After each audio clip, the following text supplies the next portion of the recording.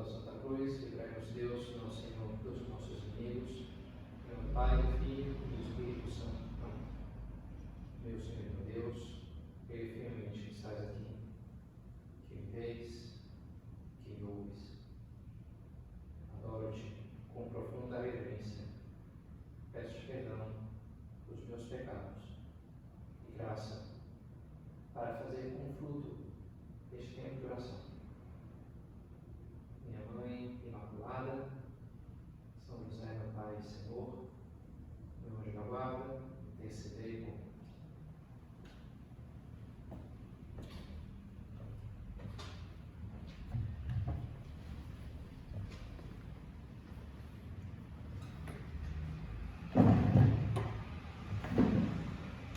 Dominus illuminatio mea et salus mea, quem temebo? O Senhor é minha luz, é minha salvação, a quem temerei? Diz Davi, o rei Davi num salmo. Nossa luz e nossa salvação. Momentos na vida em que Deus nos concede um especial volume de luzes que entra, né, a sua graça, a clareza, como Ele nos mostra as coisas, brilha a força da sua presença na nossa vida, e aquilo nos consola, e aquilo nos ilumina. E interessante como muitas vezes esses momentos coincidem com momentos difíceis, momentos de certo sofrimento, de privação, de medo, de carência. Assim foi na vida de São José Maria. No ano de 1931, ele tinha, portanto, 29 anos, e foi um ano de muitas luzes espirituais para ele, né? E foi um ano muito difícil também, de circunstâncias. O pai tinha falecido, ele tinha que sustentar a mãe e os dois irmãos menores. Tinha os estudos, ele estava fazendo mestrado, atendia o seu trabalho, patronato dos enfermos, lá que atendia ali, atendia uns doentes, atendia umas freiras. Estava em Madrid para o mestrado, depois do doutorado, mas não era de Madrid, então havia sempre um risco de uma vontade de expulsar os padres que não eram de Madrid, porque tinha muito padre ali que voltassem para suas dioceses. Então o tempo inteiro tinha que fazer um certo malabarismo para não ser mandado embora de volta, né? Para Saragoça, para sua diocese de origem. Dava aulas particulares para ganhar dinheiro, para se sustentar. Já Deus tinha lhe mostrado o que queria dele, o Opus Dei, mas não tinha muito sucesso ainda naquilo, no seu apostolado. As pessoas não entendiam bem, viam e depois iam embora. E aí começa toda uma situação social muito complicada na Espanha, que vai terminar desencadeando a Guerra Civil Espanhola. Metade da Espanha, né, vai lutar contra a outra metade, 1 milhão de mortos ali, vai ser uma coisa muito dura, né, vai durar vários anos. E nasce, bem, é toda uma convulsão social, e nesse ano de 31, em concreto, é proclamada então a Segunda República Espanhola, o rei se autoexila da Espanha, e começa, em 3 dias, começa uma coisa de pôr fogo em igrejas e conventos. Recentemente nos chegou essas tristes notícias de igrejas no Chile, né, ardendo por manifestantes que pondo fogo por ódio, né, a fé cristã. Coisas que não são tão antigas assim, sei lá, a gente pensa às vezes no Império Romano, perseguição ao cristianismo, ou não sei, né, na Índia, ou países no Oriente, ou muçulmanos, e a coisa vai chegando mais perto da gente, né, o Chile não está tão longe assim, né? Em concreto, em 3 dias naquele ano, puseram fogo em mais de 103 edifícios religiosos. E os padres andavam na rua, você jogava pedra nos padres, você xingava de tudo quanto é coisa.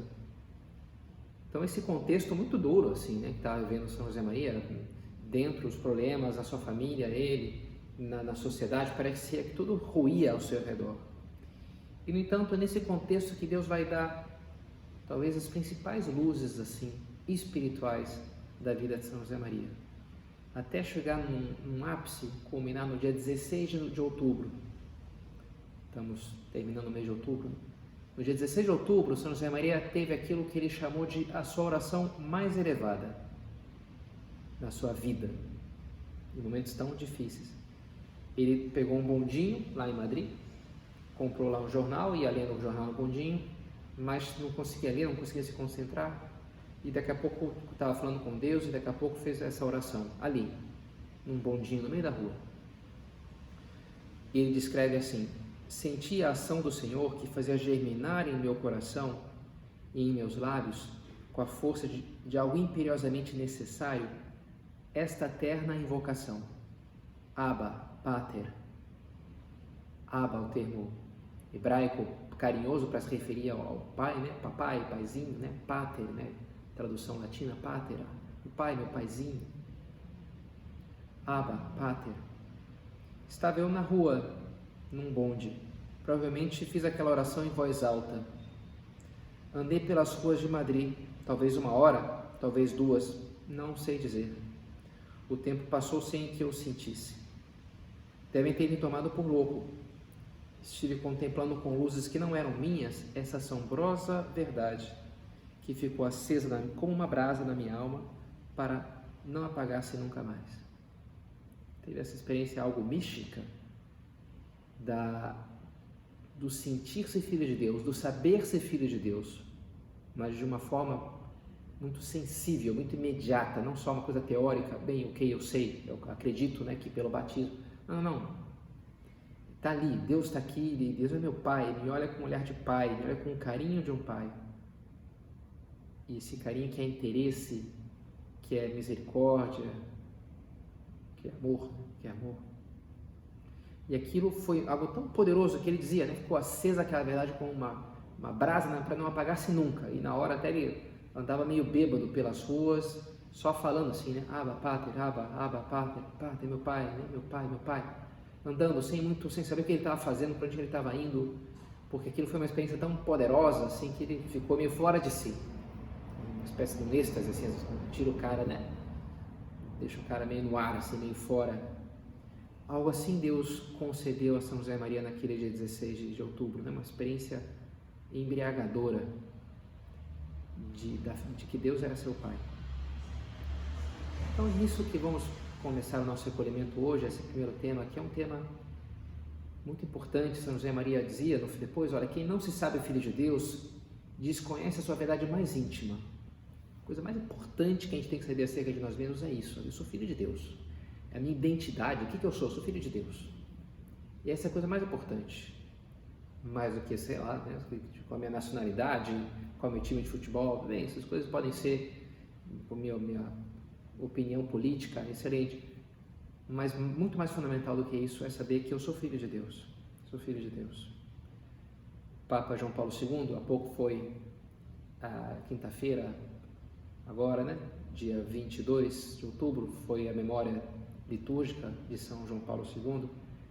Nesse livro Cruzando o Limiar da Esperança, ele fala, né, que a filiação divina é a essência da Boa Nova. Sabermos filhos de Deus, essa é a essência da Boa Nova. Interessante, né? Do Evangelho, da boa notícia acerca do homem, da vida. A essência é saber que eu sou filho de Deus.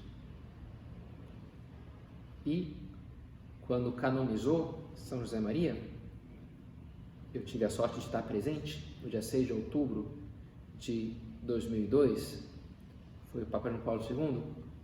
No dia seguinte teve uma missa de ação de graças pela canonização, celebrada pelo Beato Álvaro, e no final o Papa João Paulo II voltou a aparecer ali.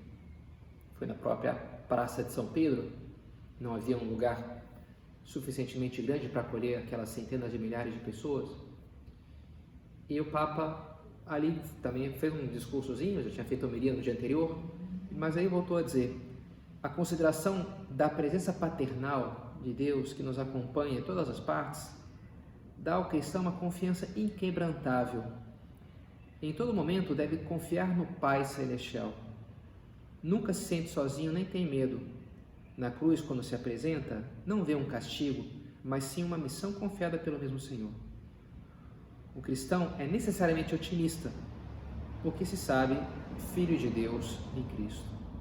O Papa João Paulo II era ele mesmo muito otimista, fala muito da esperança, do não ter medo. O tempo inteiro, né, o Papa fala disso, e ele é muito alegre, assim, diante tantos problemas que teve na sua vida, desde pequeno, quando a mãe morreu, depois o pai, depois vieram os nazistas e ocuparam a Polônia, mataram seus professores, depois vieram os comunistas, e tudo muito duro, né? E o Papa sempre foi uma pessoa, em vez de aquela pessoa meio marcada pela dor e pelo sofrimento, sempre foi um homem de muito sorriso, não é verdade? O Papa Paulo II, a memória que eu tenho dele, e muitos de vocês terão também, é assim, né? Um homem brincalhão, um homem alegre, de um homem cheio de esperança e de força na vida.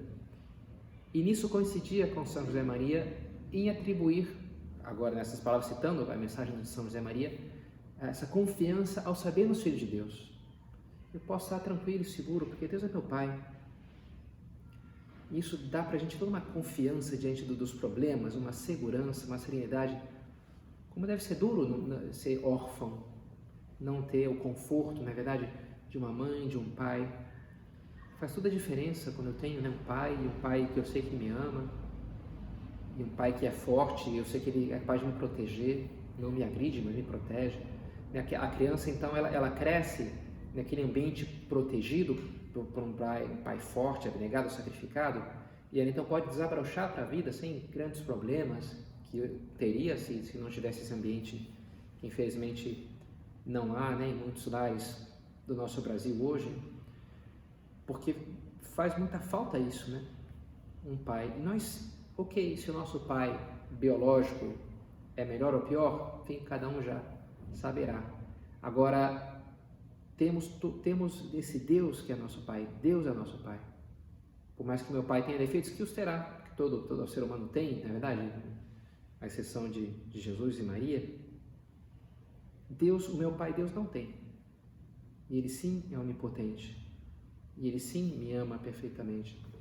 E Ele sim é o Senhor do mundo. Por isso, aquela frase, né? Não sou dono do mundo, mas sou filho do dono. Então, eu vou pelo mundo com a tranquilidade, com a segurança de que nada pode me acontecer. Tudo o que ocorre, concorre para o bem daqueles que amam a Deus. Coopera para o bem daqueles que amam a Deus.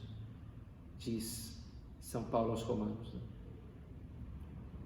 Tudo para o meu bem. A providência de Deus de alguma maneira atinge todas as coisas. O mundo é perfeito? Olha, em si não, mas é perfeito para mim. Se Deus permite que essas coisas aconteçam, eu entendo, porque Ele me permite, porque é que eu posso tirar uma coisa boa dali, seja, sei lá, um prêmio que eu ganhe, um momento de prazer e descanso. Eu louvo a Deus, agradeço pela sua bondade de me conceder uma vida tão alegre, tão fácil de amá-lo. E se às vezes me encontro com a cruz, com o sofrimento, com a dor, com a perda, também louvo a Deus, porque quem sabe é aquilo que eu mais preciso naquele momento para me santificar, para me purificar do meu egoísmo, do meu comodismo, dos meus apegos. Eu preciso, né, de uma exigência, eu preciso de alguma coisa que às vezes me tire um pouco da zona de conforto. E por isso, não importa o que acontecer, aquilo vai ser melhor para mim. Dizia São Thomas More, esse santo grão-chanceler de Inglaterra, pai de família, vários filhos, injustiçado, né, pelo rei, preso e executado, mas quando estava lá na Torre de Londres, preparando ali, o rei foi tirando tudo dele para dobrá-lo, para que ele aprovasse a conduta do rei, o divórcio do rei, no fundo, né? E ele não quis aprovar. Isso vai contra a minha consciência, não posso, né, mentir. E a sua filha Elizabeth, que tratava de confortá-lo e acabava sendo o contrário, ele que confortava as pessoas e falava para ela: tem bom ânimo, minha filha, e não te preocupes por mim, seja o que for que me aconteça neste mundo. Nada pode acontecer que Deus não queira. E tudo que Ele quer, por muito mal que nos pareça, na realidade é o melhor. Interessante, né? Forte, isso dizendo uma pessoa há poucas semanas da própria execução, da própria decapitação, e até o final ele fez piadinha até com o verdugo lá, que decapitaria, né? O carrasco. E um homem que foi sustentado pela sua fé na providência de Deus, nesse amor paternal de Deus por ele e por nós. E assim teve uma vida impressionante São Thomas More, um homem de uma inteireza, de uma virtude, de uma vida exemplar. Sempre temos que buscar essa convicção. Deus é meu Pai, Deus sabe mais. Talvez eu não entenda agora, mas Deus sabe mais. Grande confiança. Não saia eu do meu assombro, dizia São José Maria, falando dessa experiência de 31, contemplando que era filho de Deus. E depois de cada reflexão, encontrava-me mais firme na fé, mais seguro na esperança, mais aceso no amor. Ver essa proximidade que Deus quis ter conosco nos leva, sim, a amá-lo mais, sem dúvida. E esse amor nos leva a querer ser mais próximos dele, para tratá-lo com o carinho próprio que um filho amoroso, carinhoso trata o seu pai. E essa é a segunda ideia que eu queria trazer para a nossa reflexão. A primeira é mais a confiança diante das dificuldades da vida. Agora é essa confiança com relação à nossa luta pessoal. É a maneira de encarar, de enquadrar a nossa relação com Deus. Não só com o mundo, que eu sei que antes eu tinha medo, quem sabe, que é um mundo que podia me oprimir, me agredir, agora já não tenho medo porque Deus é meu Pai, Ele de uma maneira governa com a sua providência de forma misteriosa esse mundo. Então eu sei que tudo concorre para o meu bem, se eu confio nele. Mas agora eu queria pensar mais diretamente na nossa relação com Deus, como sabermos filhos de Deus ajuda a encaixar como é que tem que ser essa relação. São Basílio Magno, ele diz, olha, tem 3 tipos de motivações: o medo, a recompensa e o amor. O medo, que é a motivação dos escravos.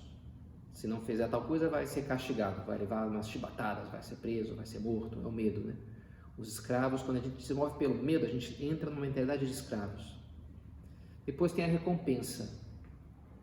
Recompensa é aquela coisa comercial, né? Eu te faço isso, tu me faz aquilo. Eu te dou isso, tu me dá isso. E às vezes pode ter essa relação com Deus. Do ut des. Eu te dou para que me dê. Eu só dou porque eu quero esperar o que tu vai me dar em troca, né? Então eu te dou esse dinheiro aqui porque tu vai me dar então esse pão que eu estou comprando de ti, ou esse, o que for. É a motivação dos mercenários. E às vezes a gente pode deixar que entre um pouco, e muitas pessoas têm essa motivação.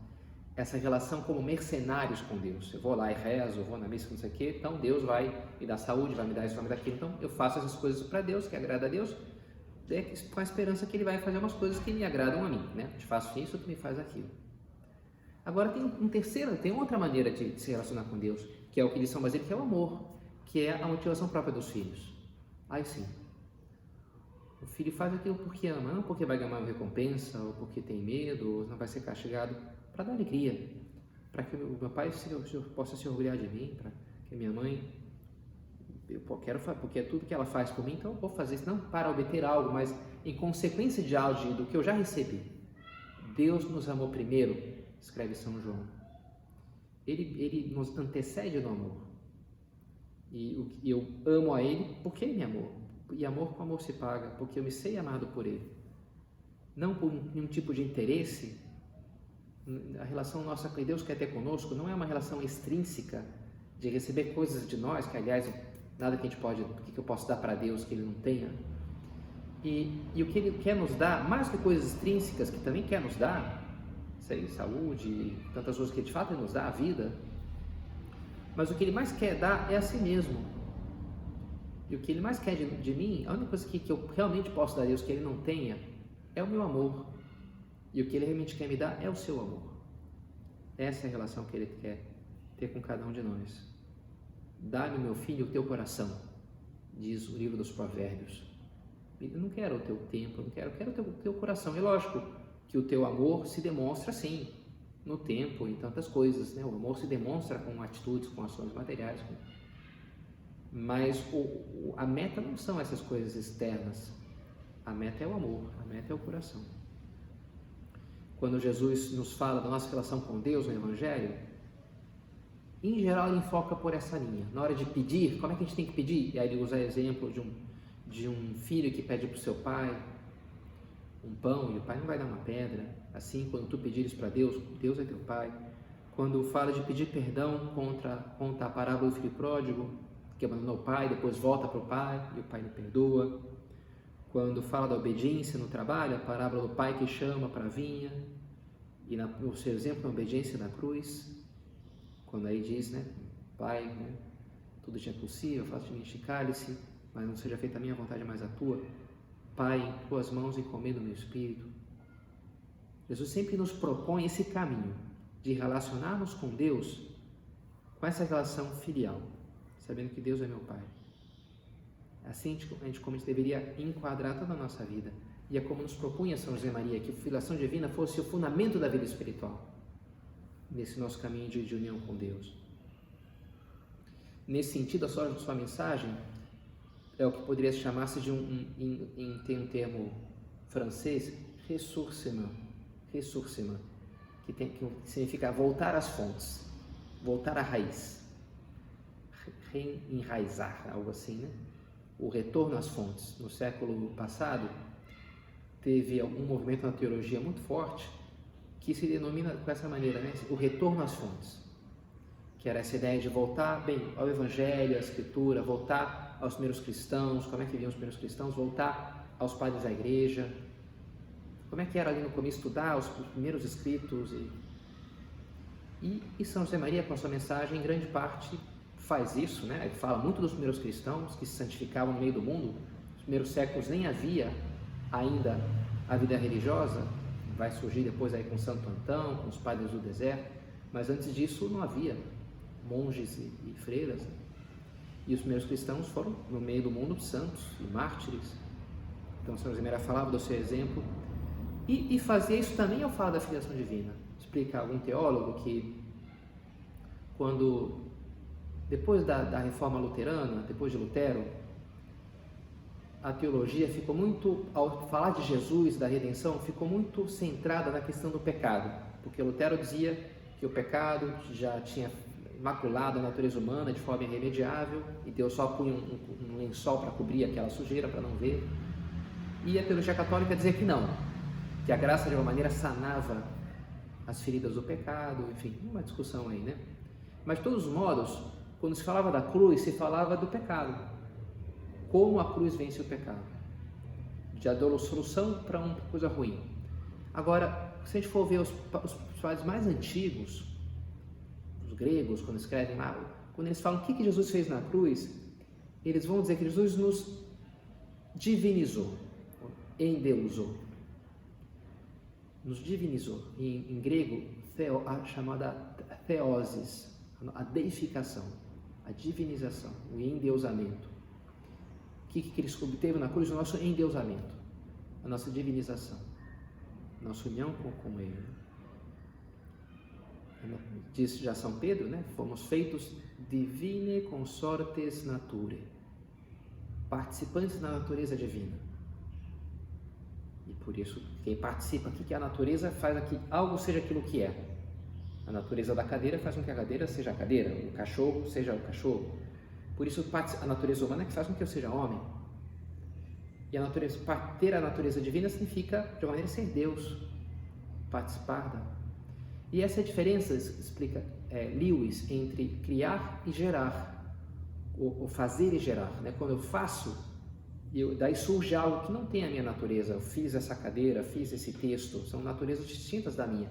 Agora, gerar implica comunicar a própria natureza. Gerei um filho, gerei um filho, é um ser humano, não é uma planta, tem a natureza humana. Na geração se comunica a natureza. Então, justamente, né, somos participantes da natureza de Deus porque somos filhos de Deus. De alguma maneira recebemos a sua natureza. E essa é a grande coisa, é a visão positiva da redenção, do que Cristo veio fazer. Nos unir a si, nos fazer seus filhos. E assim como a gente deve encarar a nossa vida e a luta contra o pecado, e a luta por a própria santidade, e a vida de oração, e os sacramentos, etc.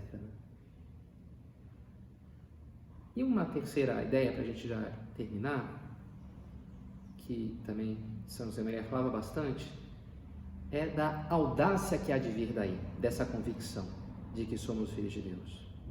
Escreve em Caminho: ser pequeno, as grandes audácias são sempre das crianças.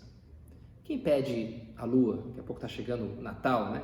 A carta de Papai Noel, eu quero não sei o quê, né? Um carro, né? Uma criança pode pedir desde um ioiô até uma estrela, né? Até um país, uma Ferrari, não tem muita noção, uma ilha, né? não tem noção de preço. Quem é que pede a lua? Quem não repara nos perigos ao tratar de conseguir o seu desejo, senão as crianças? Colocai, pois, numa criança destas muita graça de Deus, o desejo de fazer a vontade dele, muito amor a Jesus, toda a ciência humana que a sua capacidade lhe permita adquirir, e tereis retratado o caráter do apóstolo de hoje, tal como, indubitavelmente, Deus os quer. Interessante, né?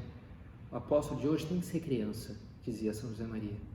Tem que ter essa audácia das crianças, que pedem a lua. Vamos pensar isso, que às vezes pode ficar um pouco mais velhos na vida espiritual, não é verdade? Um realismo um pouco pessimista das coisas, de dizer, já sei, já fiz, já voltei empolgado de um retiro e super animado, mas depois eu tenho já experiência que, não é bem assim, sabe? As coisas são mais difíceis, custam mais do que a gente pensa a princípio. Já superei um pouco dessa ingenuidade da infância. E aquela pessoa então perde o brilho, se aposenta antes da hora, se aposenta da vida. E não é isso que Deus quer para nós. Quer essa audácia, essa jovialidade, essa eterna juventude de quem sabe filho de Deus, filho pequeno de Deus, desse Deus que é eterno. E a gente precisa disso para enfrentar o ambiente, para recomeçar uma vez e outra na nossa luta espiritual, para renovarmos os propósitos de combate espiritual, para lançarmos no apostolado. Isso faz as crianças, na verdade, não se cansam, querem sempre opção de borracha, cai e levanta, e que é a mesma brincadeira e o mesmo desenho animado, tenta o tempo inteiro, o pai já decorou todas as falas do desenho, mas a criança não cansa, não se cansa. E é assim que nós devemos viver, com essa confiança que Deus é meu Pai e que eu estou seguro nele, e com ele eu sou capaz de qualquer coisa, me sinto capaz de qualquer coisa. Às vezes São José Maria usava uma imagem também, ele dizia, me sinto como um desses pequenos passarinhos, um pardalzinho, uma rolinha, que daqui a pouco uma águia estava passando por ali e agarrou, confundiu aquele passarinho com uma das suas crias, um dos seus filhotes, e o agarrou nas suas garras poderosas e o levou para além das nuvens. E aquele passarinho, que é muito pequenino, não ia mais além de um prédio baixo, do topo das árvores, não se aventurava, porque não tem autonomia para voar tão alto, porque se cansa, porque tem que estar junto do solo. Daqui a pouco se vê ali, cruzando as nuvens, fitando o sol de frente, numa aventura que lhe supera totalmente as forças. Ele dizia, para referir isso, como ele sentia, o que Deus fez na vida dele, como ele pegou, levou muito mais além do que os seus sonhos, e ele fez viver aventuras prodigiosas, maravilhosas. E é assim que isso é que Deus quer para nós. Quer fazer coisas maravilhosas com a nossa vida, mas precisa de encontrar em nós essa confiança de sabermos filhos de Deus, essa audácia de abraçar os seus planos loucos, essas aventuras maravilhosas. E a boa notícia é que vale a pena, vale a pena. Como faremos? São José Maria, o primeiro livro que ele escreveu chama-se Santo Rosário, são reflexões sobre os mistérios do terço. E ele sentou, depois de uma missa, escreveu numa tacada só, sentou ali numa cadeirinha que tinha na sacristia e foi escrever um livrinho curto. E no prólogo ele escreveu assim, e é um livro muito de infância espiritual, muito assim de abeirar-nos esses mistérios como uma criança, imaginando-se uma criança ali naquela cena. É bem caminho de infância espiritual, né? E ele escreve no prólogo desse livro, meu amigo, se tens desejos de ser grande, faz-te pequeno. Para ser pequeno é preciso crer como creem as crianças, amar como amam as crianças, abandonar-se como se abandonam as crianças, rezar como rezam as crianças. E tudo isso junto é necessário para pôr em prática o que te vou descobrir nestas linhas, no livro que se segue. 2 pontos. O princípio do caminho que tem por fim a completa loucura por Jesus é um confiado amor à Maria Santíssima. E por isso toda coisa do Santo Rosário, dessa devoção mariana, de ir a Deus através de Maria, ser filho de Deus, sendo filho de Nossa Senhora. Temos esse retábulo tão bonito, essa imagem de Jesus bebê já mais crescidinho, mas acho que ainda é bebê, no colo de Maria, tão relaxado, né? Só de olhar esse Jesus ali, já dá uma vontade de dormir, assim, né? Tu relaxa, né? Porque tá tão confortável o colo de sua mãe, né? Tão protegido, tá tão cuidado. E Maria o contempla com imenso carinho. Que bom também que a gente se saiba assim muito bem cuidados por nossa Mãe do Céu. Sabermos filhos de Maria é um caminho excelente para ter sempre muito presente essa consciência viva de que somos filhos de Deus, de que Deus nos acompanha como Pai amoroso que é nosso.